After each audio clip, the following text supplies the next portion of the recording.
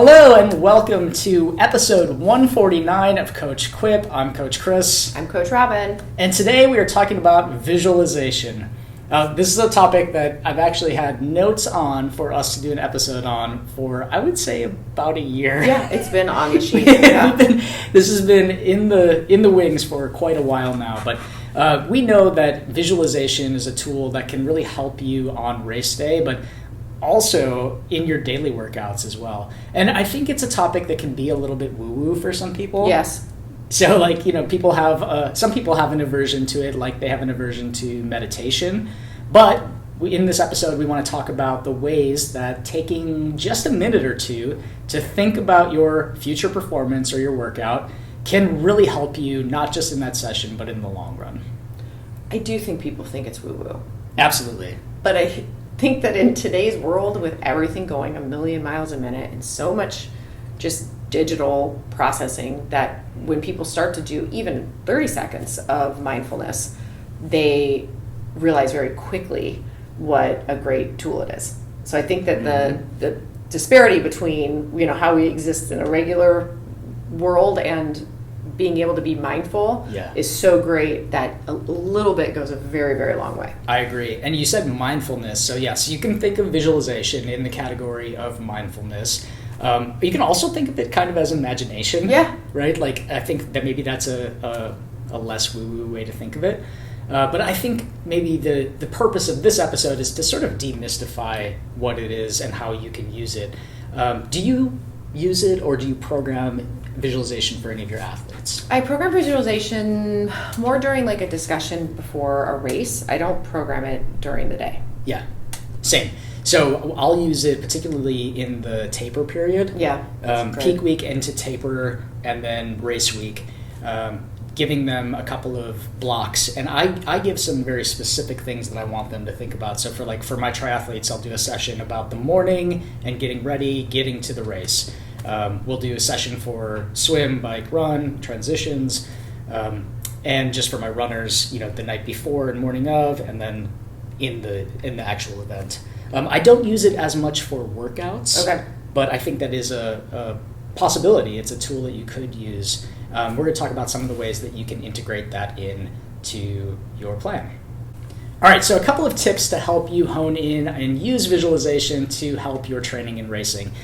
First off is to use all of your senses when you're visualizing. So I said imagination, right? So this is the part where you can imagine everything that's going to happen on race day. And it's a little tricky if you've never done a race, right? So for it's my fair. athletes who are doing Ironman for the first time, that's going to be a very different situation. But if they've done a half Ironman, we have some things to draw from, right? So same thing, if you've never done a marathon, you're not going to know what it's like in mile 24, 25, 26, but you can use some of your past experiences to draw on. So we want visualization to be as detailed as possible. You're really thinking about the sights, the sounds, the smells even, the way you're going to feel, the way the air feels on your skin, like every possible detail that you can get to make that a really robust experience. And the reason is that, as an example, when I'm racing, I will visualize in the lead up, and I'll do mine pretty much every day. And I build it in. He's much more mindful than all of us. Well, more than you, but maybe not all of us, but definitely more than you. I'll build it into my warm-up and my cool-down periods of my workouts, as well as I find before bed is a good time for me to do it. But I want it to be that when I show up on race day, I feel like I've raced that race 500 times. Yeah. And so I can just kick it into automatic and just do what I'm there to do and not have to think about those details. So when you're imagining how your body's going to feel, what you're going to hear and smell, and even taste, like the gels, right? Everything, what you're going to see on the course and around you, it really allows your brain to practice being there, and it can help you when you get to that moment feel more at ease and make it feel more automatic. Which I think is particularly helpful when you're looking at a new sport too, right? Especially I think about our runners who get into triathlon, and it's like 3 moving pieces and transitions, and it's just such a more complicated experience. Mm-hmm. And breaking that down, I think, would be incredibly helpful. Yeah, and it can take away some of the fear factor of that too. Next up is to focus on performance and outcome. So when you visualize, what a successful performance looks like, it's a lot more likely to happen. Along with, and don't be afraid to think about these things, your desired outcome, right? It's going to allow your body to learn kind of what it needs, and also allow you to train the mind to be fully present. I also find that when we think about what that performance and outcome might be, when we go before a training session, we're a lot more likely to remember that goal when things get hard, right? That's kind of the whole point of visualization, so that when you get to the oh shit moment, you've already had it, or you have the answer to why you can and how you can get through it. And so don't be bashful about that, saying what you want and visualize what you want your performance and your outcome to be. Yep. And it's similar to setting goals. We want them to be realistic, right? Like maybe you're not thinking that you're going to win a gold medal in Paris, but if you're thinking that you might have a PR experience, that could potentially be within your reach. So you want it to be a stretch. You want it to be a best case scenario. But there's other ways that you can work through visualization as well.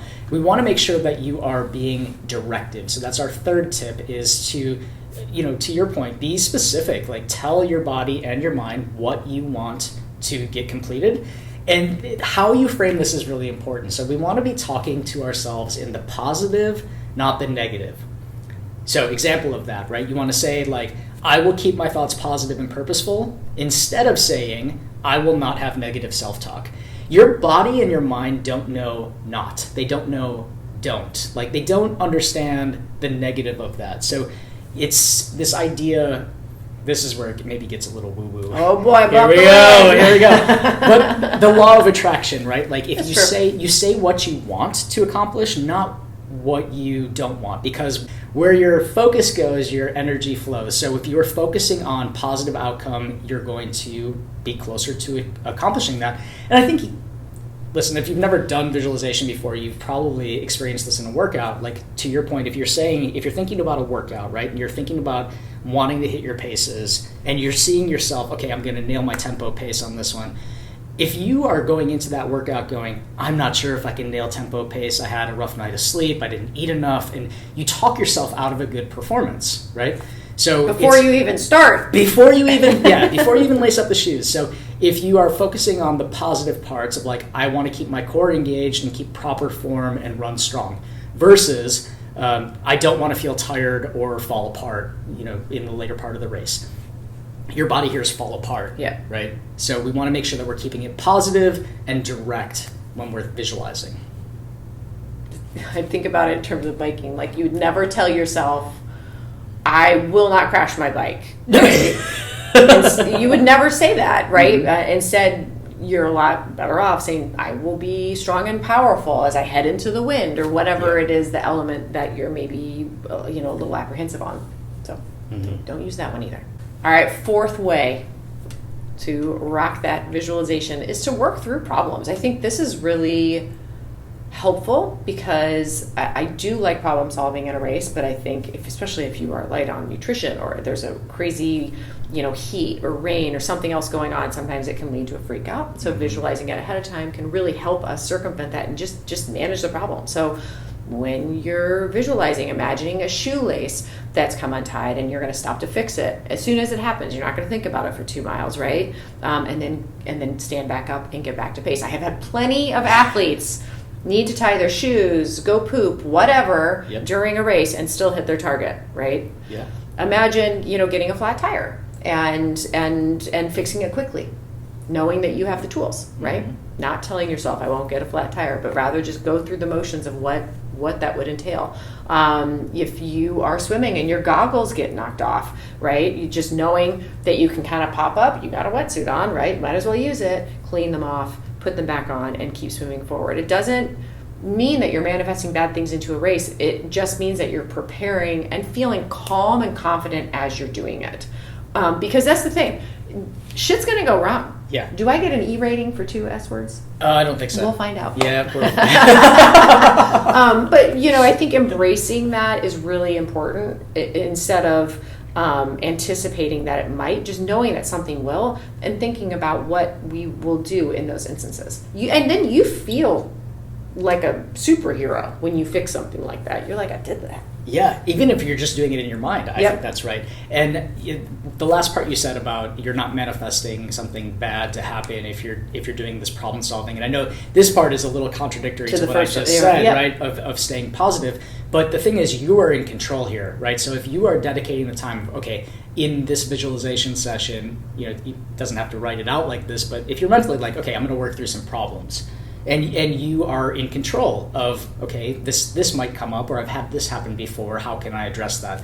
It's preparation. It's not necessarily attracting bad things. Yeah. It's all in your mindset of how you're approaching it. I love that. Next up is daily practice. So the way to really make this rock is to incorporate it regularly. And maybe it's not daily for you, but maybe it's once a week, or you're taking time on your recovery day to spend a little bit of time. You can pair this with other things, so it can be part of your warm-up or cool-down. But we want to make sure that it is a productive, dedicated session to thinking about the things that you want to do. And the good thing is it doesn't have to be a long time, right? We're not talking about doing a 20-minute meditation on this. It can literally be 1 to 2 minutes. And I think people will be surprised at how much of a race you can cover in your brain in 2 minutes. Yeah. Our brains are fast. They're faster than us. Yep. I think, too, incorporating that daily practice, this is a little woo-woo-y, but, and I know we're talking about ways to integrate it right after this, but thinking about if it's going to be daily, what does it look like? Like for me, it would probably be sitting cross-legged on a floor, just so I'm creating kind of a space to have that 1 minute, regardless of where I am, right? It can be at the track, it can be at my home, it can be on the road, just so that we carve out that posturing. I love that. That's the priming of it, right? Like when you hit that position and you close your eyes, you know that that's what your intention is. I do it like laying down, just getting comfy. On your back? On my back. Okay. Yeah, it's 2 minutes. I'm not going to fall asleep, I right. don't think. And if I do fall asleep, then you needed it. Then I needed it. Then we're checking a different box. All right, various ways that we can integrate this. Before bed is a natural time, right? We're always going to wake up and go to sleep, so this is a good time to kind of put that in. But really, anytime you have a few free minutes, I just thought about Brian does pigeon pose for probably 4 minutes every night, about a minute on each leg, and that would be a great opportunity. What else is he doing? Yeah. Nothing. He's just laying there breathing, right? So he could do some visualization then. That's so smart too. I'm very impressed that he continues to do that. Pain is a motivator. Yeah. He feels a lot better if he does it. So yeah, he's very regimented about it. Yeah. We want to make sure that we're being intentional about how we integrate this. So again, it's dedicated time, whether it's in pigeon pose or you're laying on your back or cross-legged, or setting that time aside. But it's not something that you can really multitask while you're doing. So I don't recommend doing this while you are folding laundry. Yeah. I mean, I guess maybe it'd be better than nothing, yes. Right? But to get the most out of these sessions, I'd say just give yourself that time to just think about the race, because in the race you're not going to be folding laundry. That is also true. My greatest tip ever. Thank you very much. But I do think, to your point, just a little aside about multitasking, I am becoming much more of a single tasker, because I know that I'm going to fold the laundry better if I'm just folding the laundry. Yep. Right? Even folding the laundry and listening to a podcast sometimes takes me too long. So doing just that and then doing just the visualization, I think total time is probably less than trying to fold things in together. Absolutely. And I think to the podcast point, I would say do this without music. Do this without background noise. Really just give yourself the 2 minutes. If 8 minutes in the ice bath was mentioned recently, right? You have 8 minutes for an ice bath. You have 2 minutes to just sit and think. And if you can't find 2 minutes to sit and think, we have a much bigger issue that we need to address than worrying about your race performance. All right, so we've covered it. I feel like made a good case for you carving out 1 to 2 minutes, whether it's every day or during taper, heading into these performances, and just figure out how to be mindful and visualize what you're doing, why you're doing it, how is it going to go.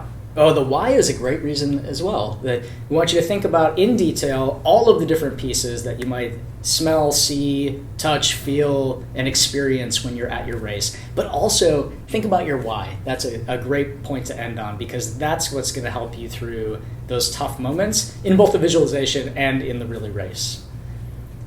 That's it. Tag us in your visualization. And we'll see you next time. Later. Thanks for listening to Coach Quip. Original music performed by Mend. Follow us online on Instagram, Facebook, and Twitter at Edge Athlete Lounge. Our podcast lives in the blog section of our website. Don't forget to subscribe, rate, and review this podcast, and you can check out the show notes for additional ways to contact us. Ready, set, onward we go.